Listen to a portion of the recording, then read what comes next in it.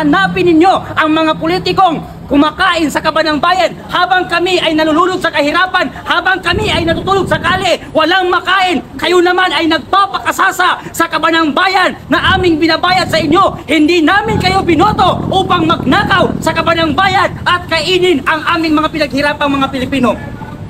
Kaya tinatawagan ko ang lahat ng kababayan kong Pilipino na sumama dito sa EDSA Shrine mamayang 5:30 at ipakita natin sa mga politiko na hindi tayo natatakot sa kanila. Tayo ang nagpaupo sa kanila sa mga posisyon nila. Tayo rin ang magpapababa sa kanila sa mga posisyon nila dahil sa ginagawa nilang pagdanakaw sa ating mga pera dito sa kaban ng bayan. Saan na napunta ang flood control? Noong humihingi si BP Sara ng budget sa gobyerno ng Pilipinas, tinutuliksa at iniimbestigan habang ang ating mahal na Pangulo na si Duterte ay ipinakulong nila nang hindi man lang sila dumaan sa due process. Ngayon sasabihin ng tagapagsalita ng Malacanang na si Claire Castro na dumadaan sa due process ang pag-imbestiga. Imbestigahan nyo muna ang inyong mga sarili bago si BP Sara at ang taong bayan. Imbestigahan nyo muna ang mga sarili nyo dahil alam namin na mga Pilipino na magkakasabot kayo sa pagkain nyo sa flood control ng ating bansa na yan. Ang mga tao na mga diskaya habang sila ay merong ilang sasakyan,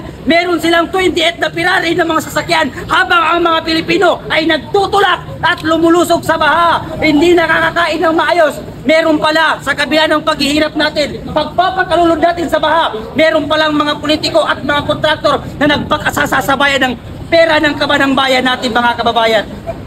Kaya ngayon po, andito kami sa EDSA Shrine upang ipakita sa mga tao na yan, sila Zela Alonte na hindi na nahiya sa pagpiplex ng mga yaman nila. Mahiya naman kayong mga anak kayo ng kontraktor, mga anak ng congressman, hindi kayo nahihiya na piniplex nyo sa social media ang inyong mga kayamanan na galing sa nakaw?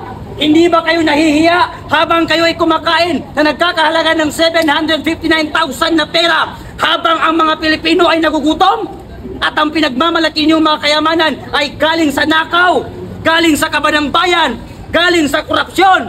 Kaya mga Pilipino, lumabas tayo at huwag tayong matakot magsalita dahil bawat isa sa atin ay may karapatang magsalita. Dahil kaban ng bayan ang pinag-uusapan dito at taxpayer tayong mga Pilipino. Lahat tayo ay nagbabayad ng buwis, kaya dapat natin ungkatin at ipalabas kung saan napunta ang mga flood control na ninakaw ng mga politika at mga kontraktor na yan. Maraming salamat po. Pagsalita ng Malacanang na si Claire Castro na gumagawa sila ng pinakamalaking investigasyon para mahanap at kung sino ang maganagdako ng kaban ng bayan. Claire Castro, wag kang magbobobobuhan. Wag kang magbobobobuhan. Ha? Kasi magkakasabwat kayo eh.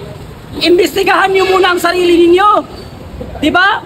Kaya hindi ako maniniwala na may patutunguhan ang administrasyong ito at ang investigasyon na ito. Wala ang patutunguhan ng investigasyon na yan. Kasi kung meron, hindi na dapat imbestigahan yan. Hindi na dapat nakalabas na sa bansa eh. Yung mga ibang congressman na nagpapakasasa sa kaban ng bayan, nakalabas na sa bansa. Pero anong masasabi nyo na balita po si Saldico ay nasa Las Vegas, na alam naman natin ang Las Vegas lugar po yan ng mga gambling capital po yan. Ano po masasabi nyo? At doon siya nandun siya ngayon sa Las Vegas. Ang masasabi ko kay Saldico, kasi itong si Saldico, matagal lang ito panahon pa ni BP Sara itong si Saldico eh. Itong si Saldico kasi masyadong popular na sa korupsyon. Natural, andun siya sa mga lugar ng gambling. Kasi nga mga protector yan sila ng mga ganyang mga gawain. Oo. Sir, nakikita niyo po ba na posibleng maging Indonesia ang nangyayari ngayon sa Pilipinas? Yes, of course. Kailangan natin gayain yung mga Indonesia. Kasi ang mga Indonesian, mga warriors people. Habang ang mga Pilipino naman, mga keyboard warriors.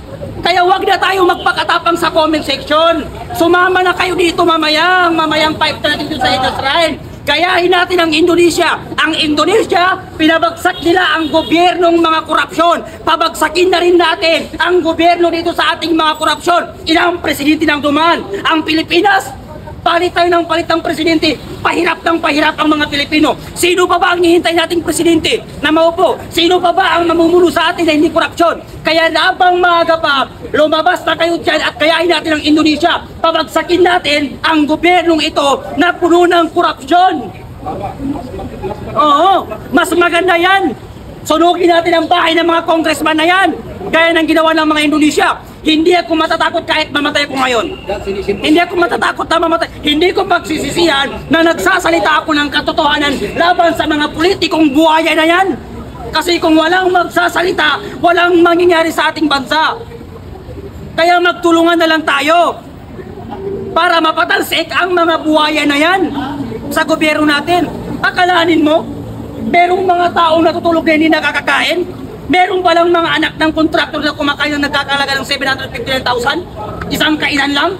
Hindi na sila nahiya. Tapos si Jella Alonte, hindi na nahiya na mag-post-post sa Instagram na wala daw siyang utang na loob sa mga Pilipino. Putang ina mo! Ang mga anak ng kontraktor na hindi nahihiya kumain sa kaban ng bayan, gago, inotel, tarantado, putang ina yung lahat. Yan ang dapat sa inyo, minumura kayo. Kaya uulitin ko, sa mga anak ng kontraktor at sa mga kontraktor at politiko ng mga buhaya, gago, inutil, tanga, tarantado. Yan ang dapat sa inyo. Wala kayong karapatang kainin ng kaban ng bayan. Oo, may korupsyon. Dapat kumura pa kasi hindi ka mabubuhay. Pero ang pinagkaiba nyo sa ibang politiko, nangungura pero may nagagawa. Kayo puro kurap, walang nagagawa. Kaya lumabas na kayo, gayahin natin ang Indonesia. Oo, hindi tayo dapat matakot sa kanila. Hindi tayo dapat matakot sa politiko na mga kurakot. Bakit? Hindi sila magiging congressman, hindi sila mauupo sa posisyon kung hindi dahil sa atin. Kinakailangan nila tayo. Pag oras na ng botante, pag eleksyon, hinahanap ang mahihirap. Pag ako ang nanalo, ibibigay ko ang lahat ng gusto ninyo. Merong libreng medical, merong libreng bigas. Pero pag naupo ang mga putang inang kurakot na yan, after election, hindi nila tayo naaalala. Hindi nyo ba napapansin? Makbo lang ang papasukan mo? Drug test, medical, lahat kailangan. Pero pag politiko, kahit walang natapos, kahit drug addict, tinatanggap nila. Kaya agree ako sa panukalang batas ni Senator Robin Hood Padilla na death penalty sa lahat ng mapapatunayan na kurakot at mga positive sa drug.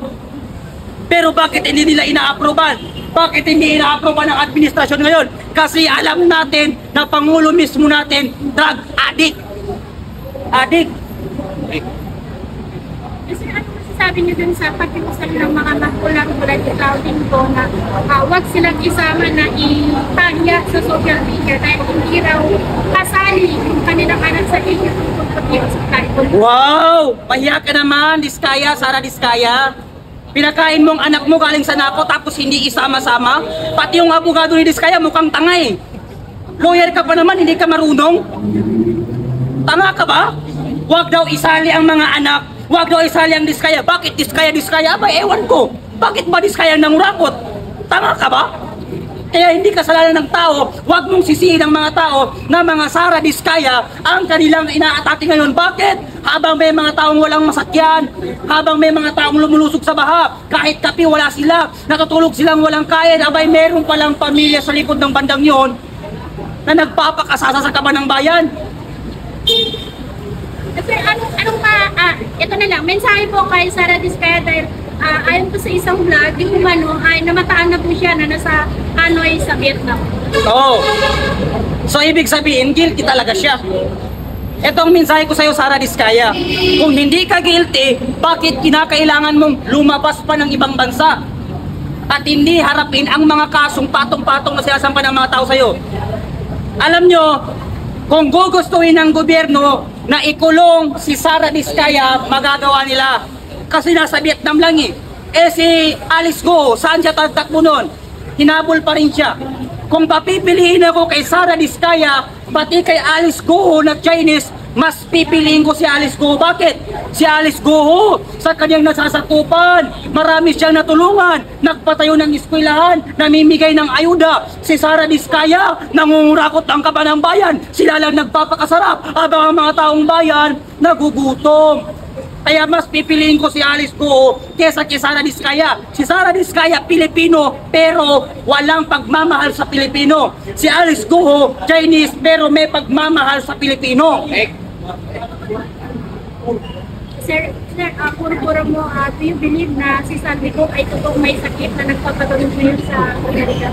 Hindi ako maniniwala si Zaldico ay walang sakit. Pag ang isang politiko, isang kurakot, lumabas ng bansa at sinabi niya nagpapagamot siya dahil meron siyang sakit, ibig sabihin yan, guilty yan talaga na magnanakaw. Gaya ng mga naunang politiko, pag naririnig nilang meron silang kaso, yung iba, nilalagyan ng tepang liig. Sasabihin nila na balian ng buto. Ganun din si Zaldico, para-paraan lang niya yan para makatakas. Sir, naniniwala ka ba na dapat na nating kunin ang lahat ng mga ninakaw ng mga pamilyang sangkot sa pagkukurang? Yes, of course! Kailangan nating bawiin ang lahat ng kayamanan ng kaba ng bayan na ninakaw at kinain ng mga politiko at ng mga kontraktor na yan. Karapatan nating hungkatin yan. Karapatan natin imbestigahan yan. Karapatan nating hanapin kung saan napunta as a taxpayer. Lahat tayo nagbabayad ng buwis at kinakain lamang nila. Kaya dapat nating bawiin ang lahat ng mga ninakaw nila. Kailangan maibalik yan sa kaba ng bayan. Yan ang dapat nating gawin. Sir, ano naman masasabi mo kay Benny Abante? Okay, ito ang mensahe ko sa son of appointed son of Comelec. Ikaw, Congressman Abante, para kang hipon.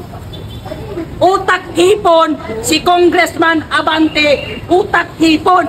Bakit ko sinabing utak hipon? Kasi ang hipon, naghalo ang utak pati tae.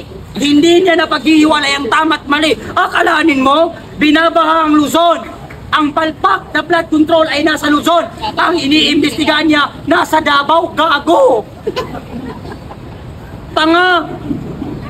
Akalanin mo ang palpak na flood control nasa Luzon? Ang palpak na budget, eto ngayong administrasyon ni BBM. Tapos, ang linubog ng baha, Luzon, ang iniimbestigahan, Davao. Tanga ka ba? Hindi ko alam kung paano nanalo yung appointed son ng Comelec na yan eh. Hindi naman binoto ng tao, pero naupo. Nakakahiya. Oo. Kaya yan ang mensahe ko kay Abante. Utak hipon. Nagalo ang tae pati utak. Hindi na kayong paghiwalayin ang tama't mali. Yun lang.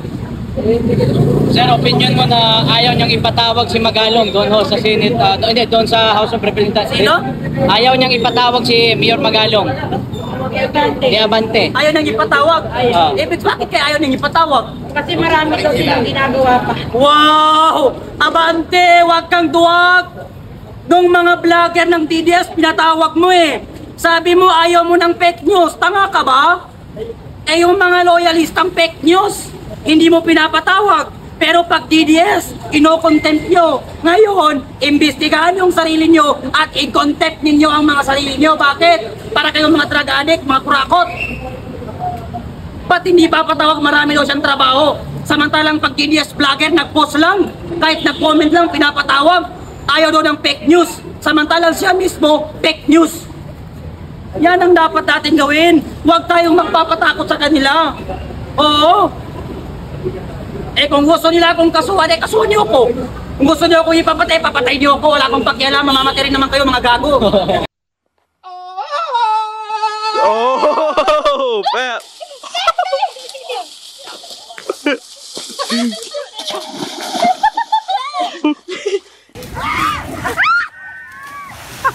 That dummy's that computer. Yeah!